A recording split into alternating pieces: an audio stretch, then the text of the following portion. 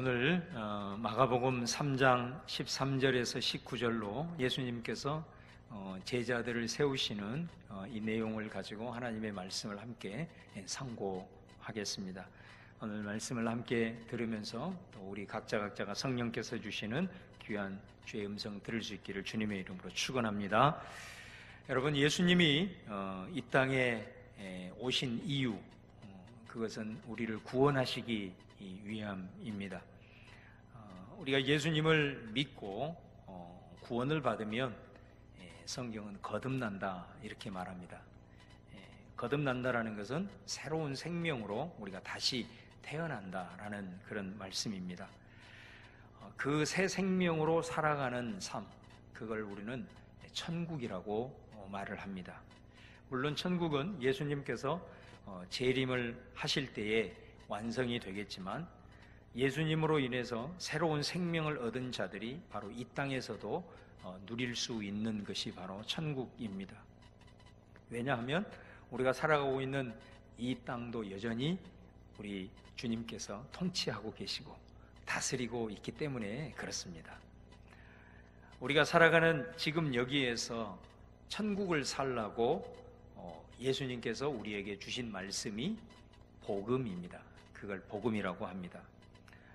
이 천국 복음을 기록해 놓은 성경이 복음서입니다. 사복음서. 그래서 마태와 마가와 누가와 요한이 바로 예수님께서 이 땅에 가져오신 이 천국 복음을 우리에게 복음서를 통해서 전해주고 있습니다.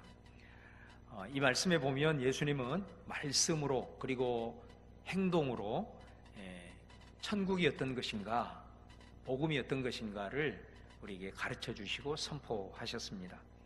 그러시다가 오늘 말씀에 보면 12명의 제자를 세우고 있습니다. 이 12명의 제자를 우리는 12사도라 그렇게 이제 부르기도 합니다. 예수님이 가는 곳마다 많은 사람들이 왔습니다. 그리고 예수님이 가는 곳곳마다 많은 사람들이 따라다녔습니다. 그 중에는 예수님의 말씀을 그 호기심을 가지고 듣기 위해서 따르는 자들도 있었고, 또 예수님이 병을 고치고 귀신을 쫓아내니까 그것을 구경하기 위해서 오는 사람들도 있었고, 또 어떤 사람은 자신의 질병을 고치기 위해서 또 여러 가지 삶의 문제를 해결하기 위해서 예수님을 따라오는 사람도 있었습니다. 그런데 그 사람들 중에 특별히 더 열정적으로 주님을 따르는 사람들이 있었습니다. 우리는 그 사람들을 제자라 이렇게 부릅니다. 단순히 이 사람들은 구경하는 사람들이 아니고 예수님에게 말씀을 더 배우고자 합니다. 그리고 예수님의 그 가르쳐 주신 말씀대로 살려고 몸부림을 치는 그런 사람들이죠. 이 사람들을 제자라고 해요. 이 제자는 남자만 있는 게 아니고 여자들도 여럿 있었습니다. 그 제자들 그룹 중에서 특별히 오늘 예수님께서 12명을 따로 택하십니다. 그게 바로 12제자입니다. 오늘 그 내용인데요, 우리가 오늘 봉독한 13절 말씀을 보시면, 또 산에 오르사 자기가 원하는 자들을 부르시니 나온지라. 예수님이 산에 올랐다고 그랬습니다. 예수님이 왜 산에 올랐느냐? 이 똑같은 말씀을 기록하고 있는 누가복음 6장 12절에서 13절을 한번 보시겠습니다. 이때 예수께서 기도하시러 산으로 가사 밤이 새도록 하나님께 기도하시고 밝음에 그 제자들을 부르사 그 중에서 12를 택하여 사도라 칭하셨으니. 아멘. 예수님이 왜 산에 올라갔냐? 기도하기 위해서 철야를 하신 거죠. 그 철야 기도하신 목적이 뭐예요? 12사도를 택하기 위해서. 그래서 철야 기도하시고 새벽이 돼서 내려오셔서 12명의 제자들을 택하셨습니다. 중대한 문제 앞에 예수님이 어떻게 기도했는가를 우리에게 잘 보여주는 대목입니다. 예수님은 12명의 제자를 그냥 택하지 아니하시고 하나님께 올라가서 산에서 철야 기도를 하시고 그 하나님의 뜻을 거기서 구하고 그리고 내려오셔서 12명의 제자를 택하신 거죠. 오늘 말씀에 보면 그 제자들을 이제 세우실 때 자기가 원하는 자들을 부르셨다 이렇게 말씀하고 있습니다. 그러니까 우리가 세상에서 직장에 취업을 하거나 또 어떤 특별한 자리에 이렇게 선발이 될 때는 객관적인 기준을 가지고, 그죠? 또 그 기준을 가지고 사람들을 테스트를 합니다. 그 기준에 통과하기 위해서 많은 사람들이 준비도 하고 또 나름대로 경쟁도 하고 또 뭐 스펙도 쌓고 그렇죠. 그런데 오늘 12명의 제자를 세우는 데 있어서는 그런 기준을 가지지 않습니다. 뭐라고 말씀하냐면 전적으로 예수님이 원하는 대로, 예수님의 주권대로 제자들을 불러서 세웠다 이렇게 말을 합니다. 우리가 이 세상의 기준으로 보면 이 주님의 제자들을 선택하시고 부르시는 것이 이해하지 못할 수도 있습니다. 제자들을 한번 보십시오. 택함받은 그 12명의 제자들을 보면 벌써 12명 중에 4명이 어부잖아요. 또 죄인으로 취급받는 세리도 있었고 또 아주 폭력적인 성향을 가지고 있는 열심당원도 있었고요. 쉬운 말로 얘기를 하면 당시에 좀 변두리 인생들이 대부분이었다는 거죠. 세상적인 기준으로 보면 그 엄청난 하나님의 나라의 귀한 일들을 감당하는 사람을 택하는데 이런 세상적인 기준이 전혀 고려되지 않고 오직 그분이 원하시는 대로 주권대로 선택하셨음을 봅니다. 예수님의 제자들만 그런 게 아니고요, 저와 여러분도 마찬가지입니다. 사도 바울이 고린도전서 1장 26절에 너희를 부르시는 그 부르심을 봐라 이렇게 얘기하면서 이렇게 얘기하죠. 형제들아 너희를 부르심을 보라. 육체를 따라 지혜로운 자가 많지 아니하며 능한 자가 많지 아니하며 문벌 좋은 자가 많지 아니하도다. 우리 주님이 그분의 주권으로 그분이 원하시는 대로 제자를 세우시고 또 우리를 불러주셨어요. 우리는 그것을 오직 은혜다, 오직 은혜로밖에 설명할 수가 없지요. 주님의 부르심에 내가 그 속에 있었다라고 하는 것 자체를 뭐로 설명할 수 있겠습니까? 그것은 오직 하나님의 전적인 은혜라 이렇게 설명할 수밖에 없는 것이죠. 그런데 참 부족하고 때로는 연약한 우리들이지만 또 제자들이었지만 하나님의 부르심에는 여러분 결코 후회함이 없으십니다. 믿으십니까? 여러분 로마서 11장 29절에 이렇게 말을 합니다. 하나님의 은사와 부르심에는 후회하심이 없느니라 이렇게 말씀해요. 이 말은 하나님의 부르심, 하나님의 선택에는 실패가 없다라는 것입니다. 물론 우리는 실패할 수 있습니다.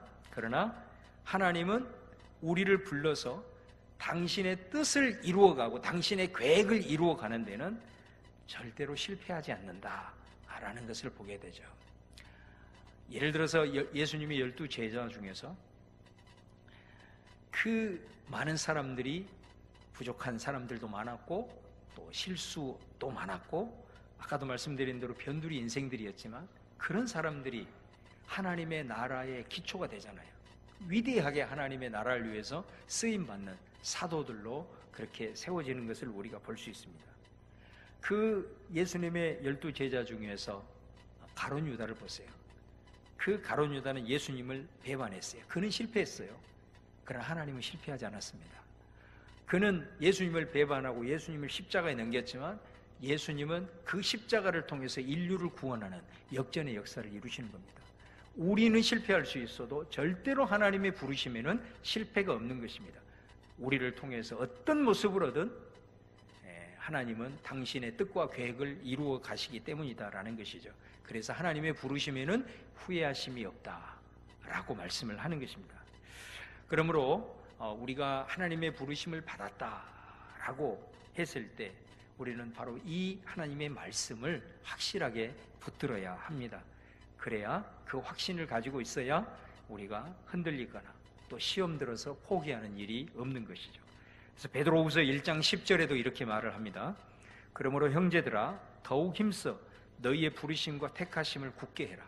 하나님의 나를 부르시는 것에 대한 확신을 갖고 살란 말입니다. 너희가 이것을 행한즉 언제든지 실족하지 아니하리라.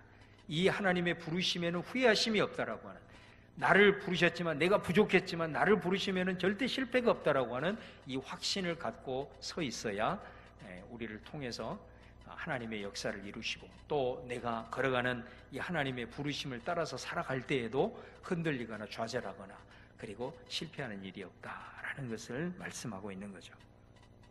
그러다면 여러분, 예수님께서 이 12 제자를 세우신 이유가 뭐냐? 그 이유가 있습니다.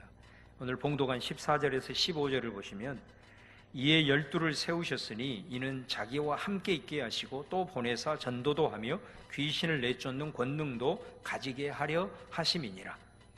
두 가지를 말합니다. 첫 번째는 예수님께서 왜 12 제자를 세우셨느냐? 자기와 함께 있게 하기 위해서 세우셨다. 예수님의 12 제자는 다른 제자들과는 달라요.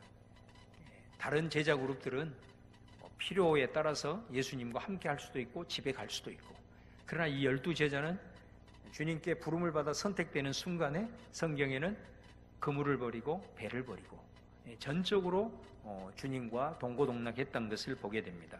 예수님과 함께 하면서 말씀을 배웠고, 또 예수님이 행하신 기적을 직접 목격했고, 또 예수님에게 훈련도 받았고, 함께 먹고 자고, 또 힘든 일도 같이 겪고, 함께 웃고, 그러면서 예수님과 친해지고 예수님과 정도 쌓았지요.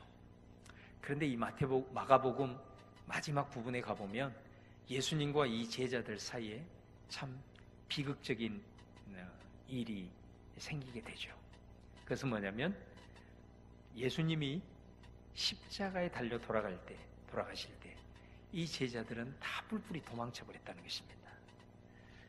한 제자는 예수님을 배반해서 예수님을 팔아 넘겼고, 또 한 제자는 당신과 함께 내가 죽을지언정 당신을 절대로 부인하지 않겠습니다, 이렇게 호언장담을 했지만 어린 계집종의 한마디에 사람들 앞에서 예수님을 저주하며 부인을 했습니다. 또 다른 제자들은 마가복음 14장 50절에 보면 제자들이 다 예수를 버리고 도망하니라. 51절 52절에 보면은요, 한 제자는 배 혼이불을 두르고 있다가 예수님을 따라가다가 예수님이 붙잡히자 그 두르고 있는 혼이불을 버리고 알몸으로 도망갔다, 이렇게 표현을 하고 있습니다. 여러분, 함께 한다라는 진정한 의미가 무엇일까요? 바로 그것은 어려울 때 함께 하는 것입니다. 이것이 진짜 함께 하는 것입니다. 여러분들이 지금까지 살아오시면서 잊을 수 없는, 기억하고 싶은 사람들이 있을 거예요. 정말 저분은 내가 늘 고마워하는 그런 사람이 있을 겁니다. 그런 사람이 어떤 사람인가요? 내가 힘들 때 나와 함께 해줬던 그 사람입니다. 내가 정말로 너무나 힘들 때 나를 도와주는 사람, 또 도와주지는 못해도 내 곁에서 나를 지켜주고 지지해준 사람, 그 사람은 우리가 쉽게 잊을 수가 없습니다. 그것이 함께하는 것입니다. 정말로 힘들고 어려울 때 함께하는 것이 진짜 함께하는 것이죠. 제자들은 주님과 분명히 함께 했음에도 불구하고 주님이 힘들어할 때, 고통스러워할 때 그 주님을 버리고 다 도망가는, 이것은 정말로 우리에게 많은 것을 생각나게 하는, 우리가 주님과 지금도 동행하고 주님과 함께 한다고 하지만 과연 우리가 진짜 주님과 함께 하는 삶인가라는 것을 다시 한번 생각하게 하는 그런 메시지인 것이죠. 우리 인문고전 중에 단테라고 하는 사람이 쓴 신곡이라는 아주 유명한 작품이 있습니다. 이 단테가 꿈에 천국을 여행하는, 지옥을 여행하는 그런 환상을 기록해 놓은 책인데, 거기에 보면 3편으로 기록이 되어 있어요. 제일 첫 번째가 지옥편입니다. 지옥에 가보면 거기에 층이 있답니다. 9개 층으로 되어 있는데, 이 단테가 지옥에 딱 들어가니까 제일 첫 번째 층에 가니까 거가 누가 있냐면 소크라테스가 있더래요. 그러니까 이 지옥 중에서도 제일 형벌이 가벼운 이 층에는 어떤 사람들이 있느냐면 예수는 믿지 않되 아주 착하게 사는 사람, 이런 사람들이 있더라는 거예요.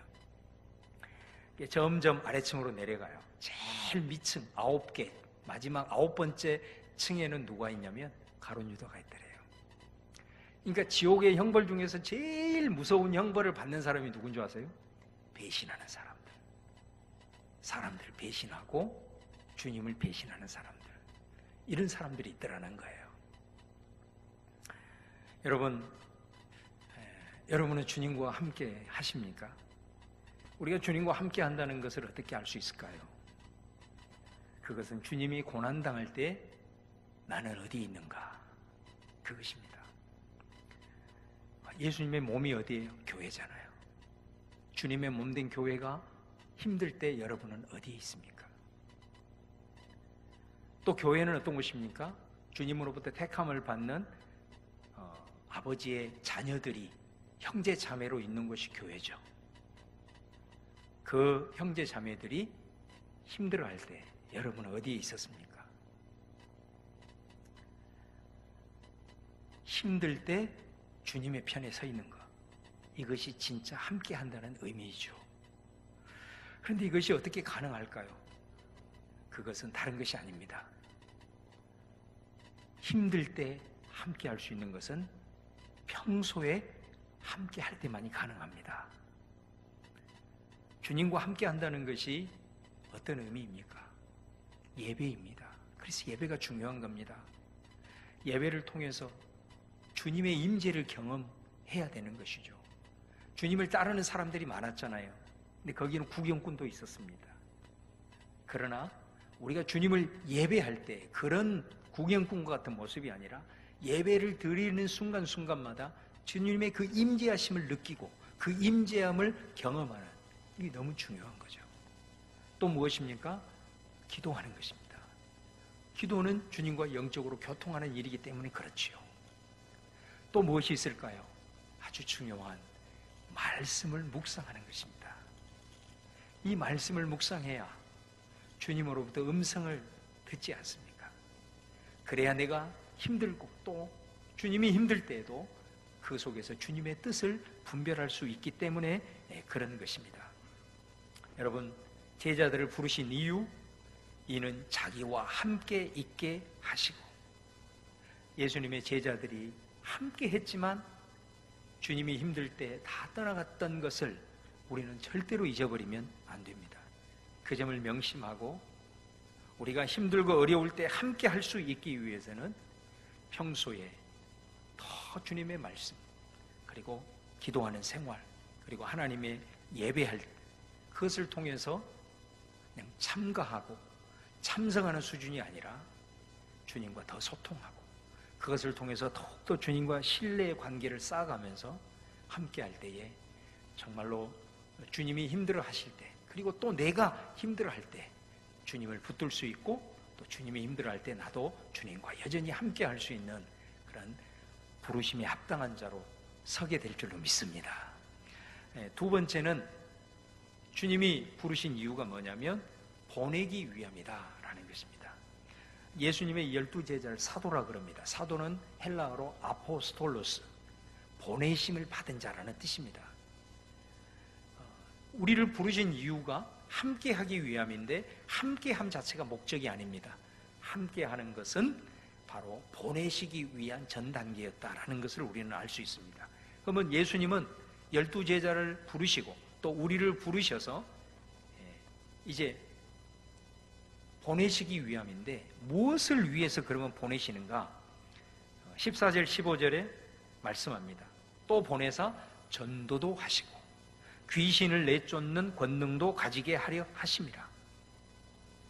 첫 번째는 뭘 위해서 보내냐? 전도를 위해서 보낸다는 거예요. 전도라는 게 뭐죠? 하나님의 말씀을 선포하고 하나님의 말씀을 가르치고 증거하라고 보내신다는 거예요.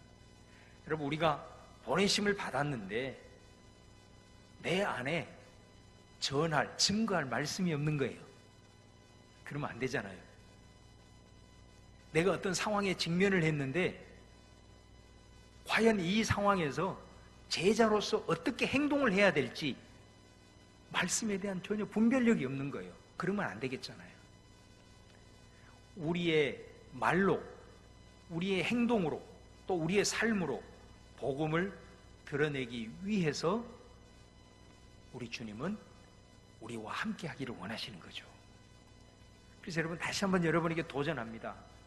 아무리 좀 바쁘고 피곤하고 힘들어도 단 하루도 그러지 말고 한 구절이라도 묵상을 하셔야 됩니다. 아무리 피곤하고 힘들어도 5분이라도 매일 하루도 그러지 말고 하나님을 생각하고 기도하시기를 바랍니다. 또 하나가 있습니다. 귀신을 내쫓는 권능도 가지게 하려 함이라, 이렇게 말씀해요. 이 말이 무슨 말일까요? 단순히 우리가 귀신 쫓아내는 능력을 주겠다는 그런 말씀인가요? 단순한 이런 말씀이 아니에요. 이게 훨씬 더 폭넓은 의미를 가지고 있어요. 그것은 뭐냐면, 우리가 주님으로부터 보냄을 받을 곳이 세상인데, 그 세상은 어떤 곳이냐면 많은 영역과 많은 사람들이 이 마귀에게 영적으로 묶여 있다라는 것이죠. 그런 곳으로 우리가 파송이 된다라는 겁니다. 그래서 여러분, 예수님께서 하나님의 나라의 복음을 가지고 이제 갈릴리로 가셔가지고 복음을 선포하려고 할 때에 그 전에 어떤 일이 발생을 했습니까? 마귀가 오죠. 그 예수님을 시험을 하는 거예요. 그 예수님에게 하신 3가지 시험을 보면은 뭐를 알 수 있느냐? 예수님뿐만 아니라 세상으로 부름을 받는 우리 마귀가 절대로 가만히 있지 않겠다라는 걸 보여주는 거죠. 우리로 하여금 하나님의 복음대로 살아가지 못하고 그 하나님의 말씀을 증거하지 못하도록 여러 가지의 수단 방법을 가지고 우리들을 방해하겠다라는 것을 보여주는 말씀이 그것인 거예요. 여러분, 예를 들어서 마태복음 4장이나 누가복음 4장에 보면 이 마귀가 와가지고 예수님을 어떻게 시험을 합니까? 첫 번째로, 네가 하나님의 아들이거든 이 돌을 가지고 떡덩이가 되게 해라. 이 무엇에 대한 것을 가지고 마귀는 방해하겠다는 겁니까? 바로 떡의 문제입니다. 떡, 생존의 문제를 가지고 너로 하여금 이 떡, 돈, 재물, 이 문제 앞에 굴복을 하게 만들겠다라는 것입니다. 바로 그런 모습입니다. 그다음 2번째는 뭐죠? 세상 만국을 다 보여주고 네가 내게 절을 하면 이 모든 영광을 너에게 주겠다. 이게 뭐죠? 권력입니다. 권력. 힘의 논리, 힘의 논리. 이것을 탐하도록 유혹할 것이고 그것을 위해서 결국은 마귀 앞에 무릎을 꿇게 만들겠다라는 거죠. 또 3번째로, 높은 곳에 데리고 가서 뛰어내려라. 하나님이 너를 아마 지켜주실 거야. 무엇에 대한 겁니까? 과시욕이에요. 다른 말로 말하면 명예욕이에요. 여러분, 얼마나 많은 사람들이 훌륭한 일을 하고 나서 말년에 이 명예욕과 과시욕 때문에 다 무너지는 사람들이 많아요. 초하게 되는 사람들이 많아요. 마귀는 우리가 죽어서 마지막 순간까지 우리를 놓지 않겠다는 거예요. 아무리 훌륭한 일을 젊어서 해도 마지막 순간에 넘어질 수가 있는 거다 이 말이죠. 그래서 이 마귀는 바로 이 돈의 유혹 앞에 굴복하고 명예욕에, 권력욕에, 힘의 논리에 이런 것들을 가지고 우리를 복음으로 살아갈 수 없도록 방해하겠다라는 것을 말씀은 보여주고 있는 거라는 거죠. 그러니까 예수님이 우리를 보내신다라고 했을 때 우리가 보내심을 받는 세상이 바로 이런 곳이다라는 것입니다.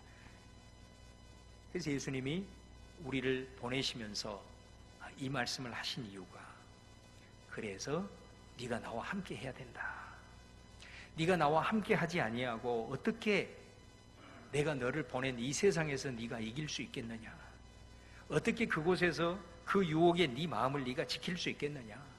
네가 나와 함께 하지 아니하면 너는 그곳에서 하나님의 복음의 사람으로서 파송받는 그리스도의 제자로서 단 한순간도 승리할 수 없어. 그 말씀을 하고 있는 거죠. 그래서 우리로 하여금 주님께서 이렇게 말씀해요. 내가 너를 세상에 보낼 때 그냥 보내지 않고 권능을 주어서 보낸다. 그 권능이 어디에서 임하는 겁니까? 주님과 함께 할 때 임하는 거다 이 말이에요. 주님과 함께 하는 것이 뭐라고요? 말씀을 묵상해야 돼요. 기도 생활을 해야 돼요. 그리고 예배에 대한 갈망이 있어야 돼요. 그 주님과 함께하는 그곳을 통해서 주님은 세상에 나갈 권능을 부어주신다라는 거죠. 그래서 예수님은 우리를 부르실 때 궁극적으로는 보내시기 위함이지만 바로 그 보내시기 위해서 우리와 함께 하기를 원하셨던 것입니다.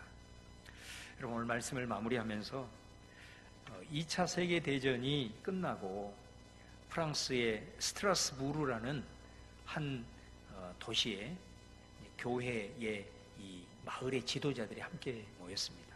뭐 하기 위해서 모였냐면 그 교회 앞마당에 있는 예수님의 그 상, 동상이라 그러죠. 상 때문에 모인 거예요. 전쟁 중에 그 마을에 폭격이 임했는데 그 폭격의 파편으로 예수님의 공교롭게도 팔 2개가 떨어져 나가버린 거예요. 그래서 이걸 어떻게 할까? 이 2팔만 우리가 이렇게 수리를 할까? 아니면 보기 싫으니까 그냥 예수님의 이 상을 전체 다 바꾸어서 새롭게 제작을 할까? 서로 옥신각신을 하는 가운데 한 사람이 이런 제안을 했어요. 예수님의 상 2팔 없는 상태로 그냥 놔둡시다. 그리고 그 예수님의 동상에 이런 글을 새겨 넣읍시다. 예수님은 당신과 나의 팔을 필요로 하십니다. 여러분, 주님이 많은 이들 중에서 특별히 그분이 원하시는 대로 12제자를 부르신 것처럼 수많은 사람들 중에서 세상의 기준과 상관없이 은혜로 저와 여러분을 부르셨습니다. 하나님은 우리를 부르심에 결코 후회함이 없으십니다. 그러므로 우리가 그 부르심에 확신을 가지고 합당하게 행해야 될 줄로 믿습니다. 우리는 이미 세상으로 보내어졌습니다. 그곳에서 주님이 주시는 권능으로 주님의 손과 발이 되어서 주님의 제자로서 하나님 앞에 쓰임을 받는 저와 여러분 되시기를 주님의 이름으로 축원합니다.